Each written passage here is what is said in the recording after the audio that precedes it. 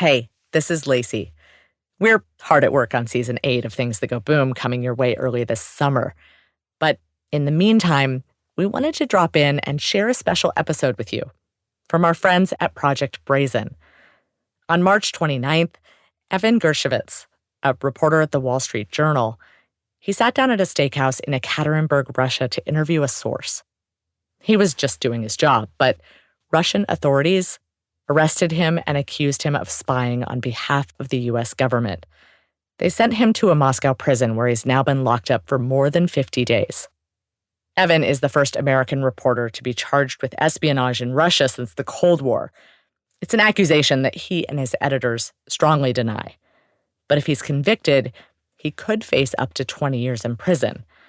In this report by Project Brazen producer Neha Wadekar, you'll hear from people close to Evan, his friends, his newsroom colleagues, even his former soccer coach, about his shocking arrest, the efforts to bring him home, and how he became the journalist he is today. Enjoy this special episode, and we'll see you right back here on July 10th. We chatted, just texted messages. Then he went offline, and then I got a call from his dad, saying, have I heard from Evan tonight? His phone turned off at right about the time he was going to meet with a source. And then a few hours after that, he missed a scheduled call-in with our security folks. I got a call from Emma Tucker, who was the editor-in-chief of the Wall Street Journal, and she said that Evan had missed a couple of check-ins and that we were very worried about his situation and could we start alerting the U.S. government. I was flipping through Twitter and saw that some American had been detained. And then as I flipped through it, I got to Evan's name and said, shit. I picked up my phone and I saw a bunch of notifications and texts, and I was like, oh, Evan texted me. That's amazing. I haven't talked to him in so long. And then I put my glasses on and saw that, no, in fact, Evan hadn't texted me. The Guardian had sent me a push alert with his name in it. And I just collapsed.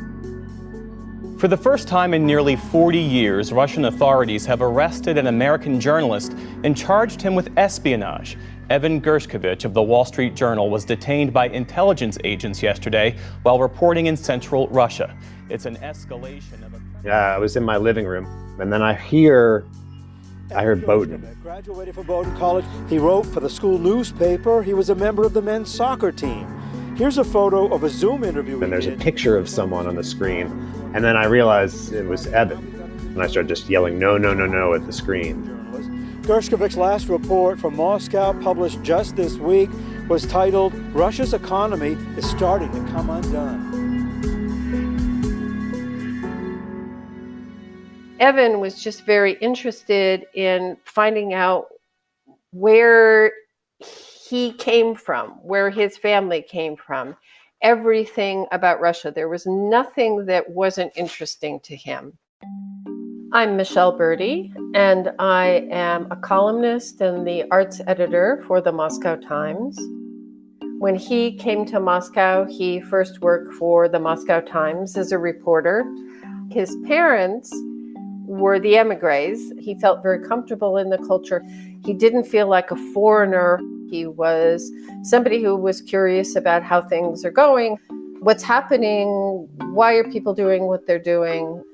You could send him anywhere, and he would go and he would enjoy himself while he was working on a story.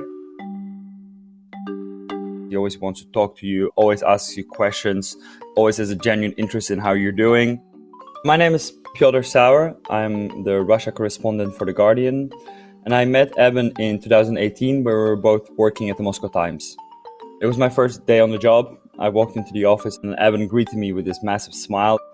And from day one, he really took me under his wing and really showed me the ropes. I wouldn't be where I am today as a journalist if it wasn't for him. You can interview senior politicians and oligarchs, and then the next day you can interview, struggling artists or opposition leaders. That's something I learned from him early on, is just, to be as curious as possible and try to ask as many questions. We talked a lot about his parents. We shared a lot, and he had this very Soviet bringing up in a way, because they moved from the Soviet Union.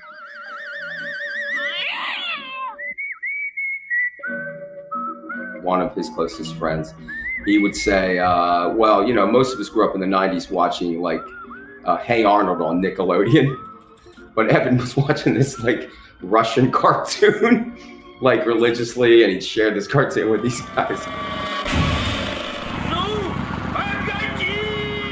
He was bringing something from somewhere else, which isn't uncommon for many students at Princeton High School. My name is Wayne Sutcliffe, and I am the head varsity boys soccer coach at Princeton High School. It's hard to describe how exciting it was and rewarding to be Evan's coach from 2006 to 2009 when he was a senior.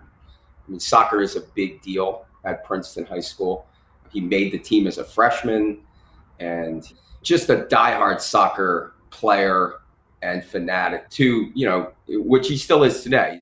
We didn't lose a lot of games during his days, but, we just couldn't get to the top in the state until he was a senior. It was like a storybook by the end of it. I'll never forget the last minute of the game. Evan winds up in the left side corner, and he just side volleyed that ball out 40 or 50 yards. We get it down to our front third and did what we needed to do, and we won the state championship. I mean, I can't tell you what that's like. The celebration, everything, the media are there, 3,000 people at the game. Evan's the captain of the team. He's holding the trophy, and the boys are parading around. It was like a mosh pit. They're jumping into the fans. We lived in the same college house. It was this like really wonderful little corner of madness, usually in the best sense. But we were both like right above where one of the main party rooms was. So sometimes we wouldn't be able to go to bed early. So we would be some of the last ones hanging out in the house. My name is Nora Biet Timmons. I am the deputy editor of the website Jezebel, and I am also a good friend of Evan's from college. Bowdoin is a really small college, and you just kind of know people. If Evan wasn't busy with like work or academic work, he was socializing. He's like one of the most gregarious, talkative people ever. Like half the time I would see him and he'd be talking with someone I'd never met, whether it was like a professor or student. We had been in a short fiction class together senior year, and I just had kind of was like thinking about like walking into class together and like reading his short fiction, as which as a 22-year-old is like a very intimate thing. And there were stories about, failed love. There were stories about difficult families. They were good stories. My name is Brock Clark, and I teach creative writing and English at Bowdoin College in Brunswick, Maine. I first met Evan. He took my introductory fiction workshop.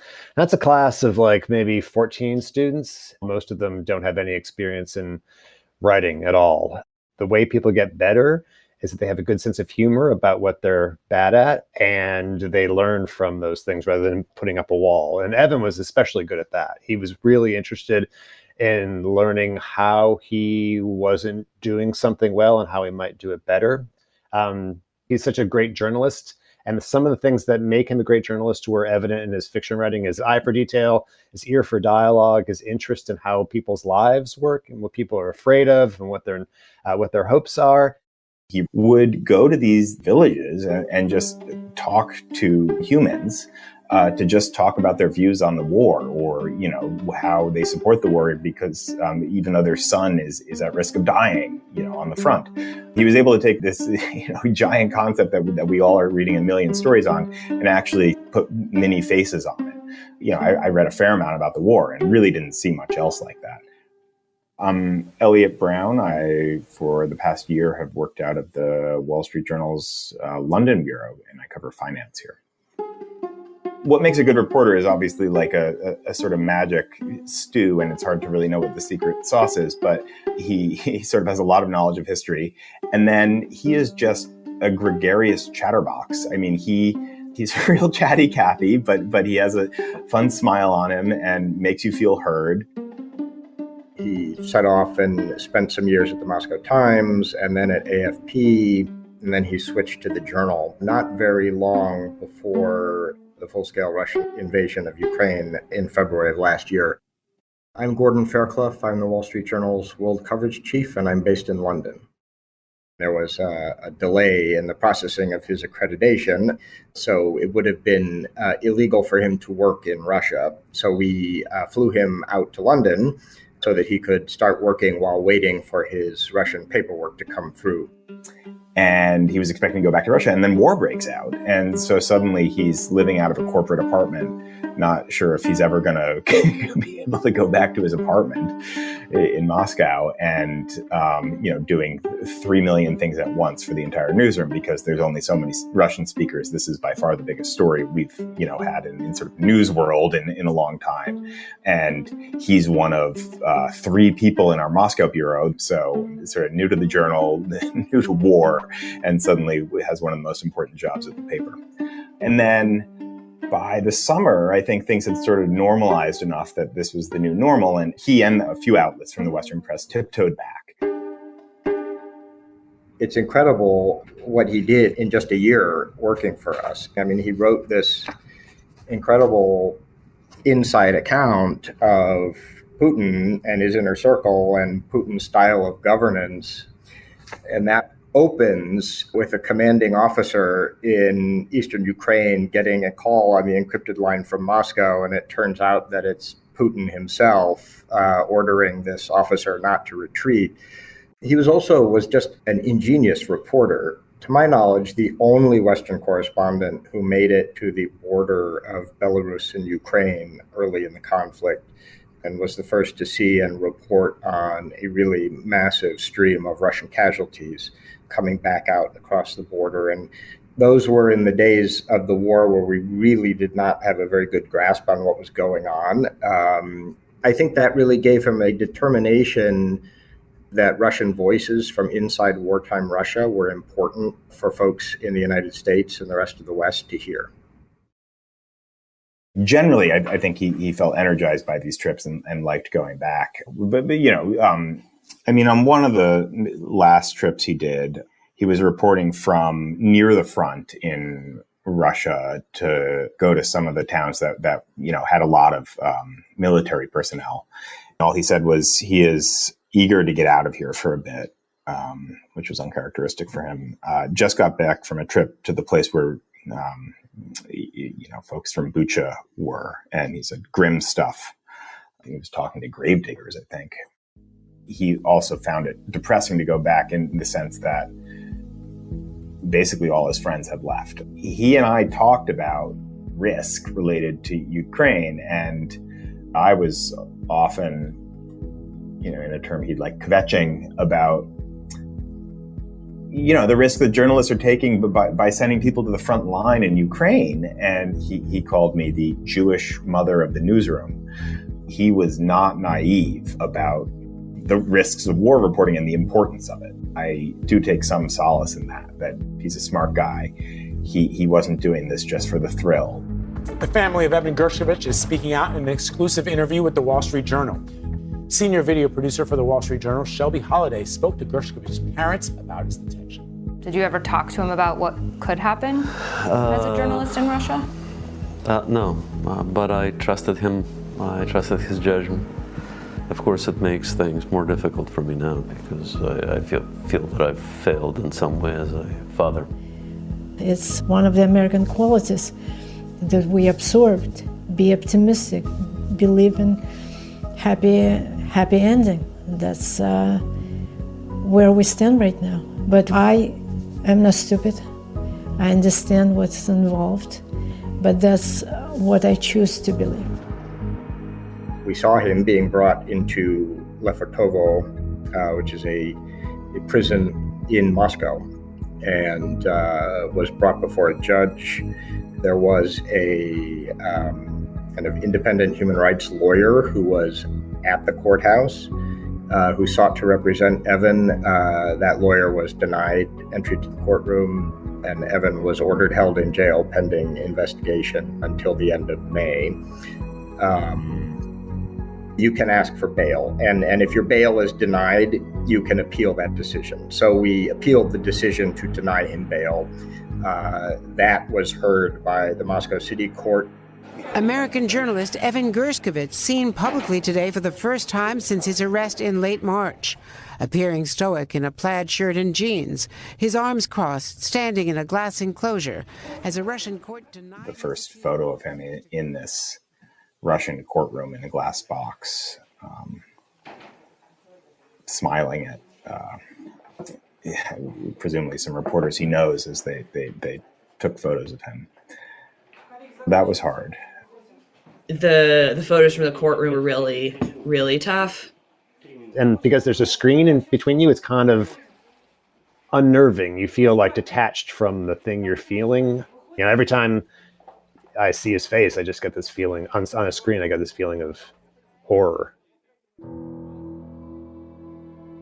They denied the bail request and ordered him to continue serving his time in Lefortovo prison. Near the center of Moscow, the walls of notorious Lefortovo imprison some of Russia's worst criminals and the Kremlin's bitterest critics. And now US reporter Evan Gershkovich, too, locked away here last month on charges of espionage he denies. We obviously try to communicate with him through the attorneys. You can send him letters. Everyone can send him letters, though it's quite a process. The letters need to be translated into Russian so that they can be read and censored by the Russian prison authorities. A group of Evan's friends have set up a sort of portal to get letters to Evan. There's a lot of energy. Earlier this week, we got the friends who were translating the emails said that I think it was 730 different people had written to him. I know other people are writing him every day, especially with like Met scores and Arsenal updates. Those seem to be the two big things he's asked for. We get books he's asking, the new David Gran book, signed by Mr. Gran, which is really nice of him. So he knows what's going on in the world. He knows that the world cares. But it is obviously not always clear whether your letter will reach Evan or not, because it is up to the prison censor to decide whether the letter is innocent or not. My name is Gulnoza Saeed. I work with the Committee to Protect Journalists. I had CPJ's work on Europe and Central Asia. We have practically no independent media outlets left in Russia. There are still independent journalists collaborating with exiled media outlets, still trying to continue reporting. They're very brave people because they know what the risks are, especially if they report on the war.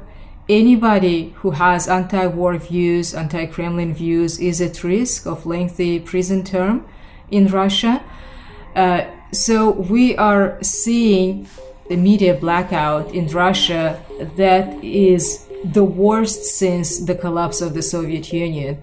Just yesterday, President Biden spoke with his family after the State Department officially designated Gershkovich as wrongfully detained. The State Department designation shifts Gershkovich's case to the Office of the Special Presidential Envoy for Hostage Affairs, a section focused on negotiating for the release of hostages and other Americans classified as wrongfully detained.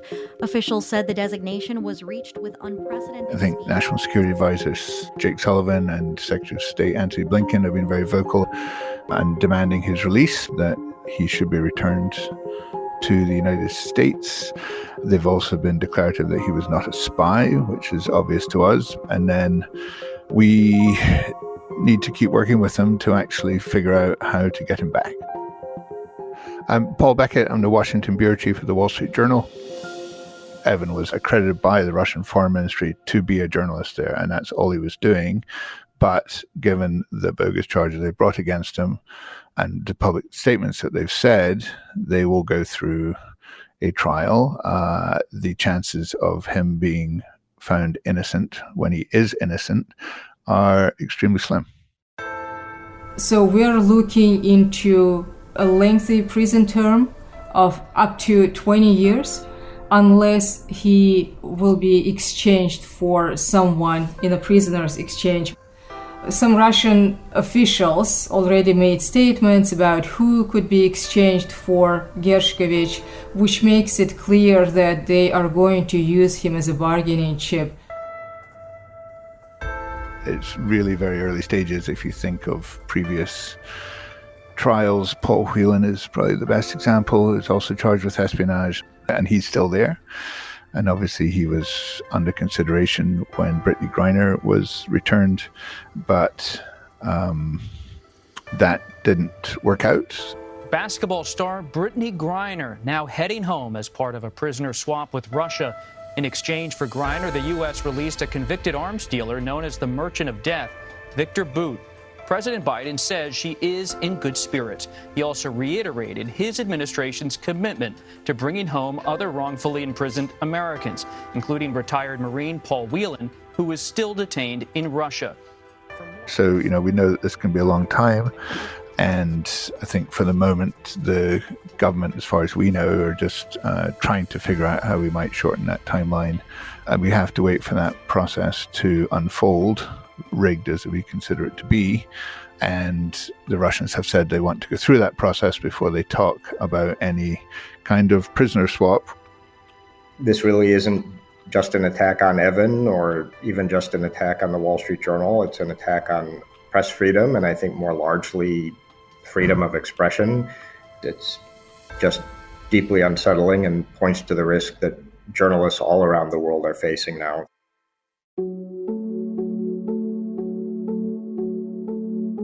In recent years, the numbers of killed and jailed journalists have been record high. In December 2022, when we conducted the most recent prison census, at least 363 journalists were jailed in direct retaliation for their journalism around the world.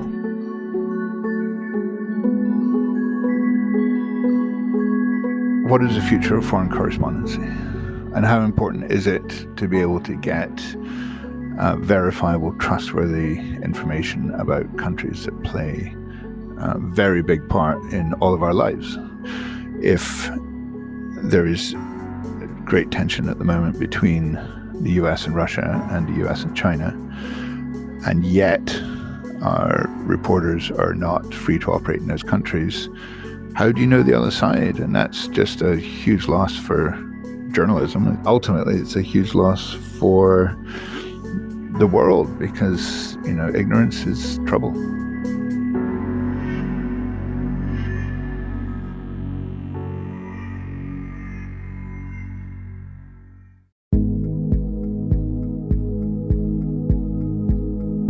Thank you for listening to this special episode by Project Brazen. If you want to write a letter of support to Evan, please visit the Wall Street Journal's website or freegershkovich.com. That's free, GERSHKOVICH.com. It's a website set up by his friends and loved ones. They'll help translate your letter into Russian and get it to Evan in prison. This episode was reported by Neha Wadekar, with production by Susie Armitage and Megan Dean, and sound design by Claire Urban. Finally, we've asked Evan's friends and colleagues to share their own messages for Evan, and we hope that he'll hear them soon. Well, the Russian thing that I would say to him is держись, which means hold on, and know that every single person who knows you is doing everything in their power to get you out. But I wanted to say that, first of all, we're not obviously giving up on you, and I want to say I'm very proud of you. So many people have come out to say what you've meant to them, both professionally and personally, and that you've achieved this in 31 years. That's just ridiculously incredible. Hey, Evan, it's Brock. Miss you and thinking a lot about you. This is going to sound generic and lame, but Everyone's thinking about you here. Your face is plastered on posters all across campus, in my office, everywhere. Yeah, we'll miss you, and we'll want you home soon. And hang in there. There's a huge number of people working very hard to bring you home, bring you back to your parents, and bring you back to the newsroom. You are an extraordinary young person, and you've shown that your whole life. I saw that so many times over the 4 years that you played soccer for Princeton High School under the most challenging circumstances. And I'm confident in saying, Evan, that you're handling this situation as well as you would have handled any situation under a lot of pressure when you were wearing that blue jersey. Stay strong. I know you're the right guy to do that, and keep smiling where you can. And I'm really looking forward to giving you a hug one day. And you can't gain weight or lose weight because I have your Uniqlo pants that you just had tailored, so don't screw that up.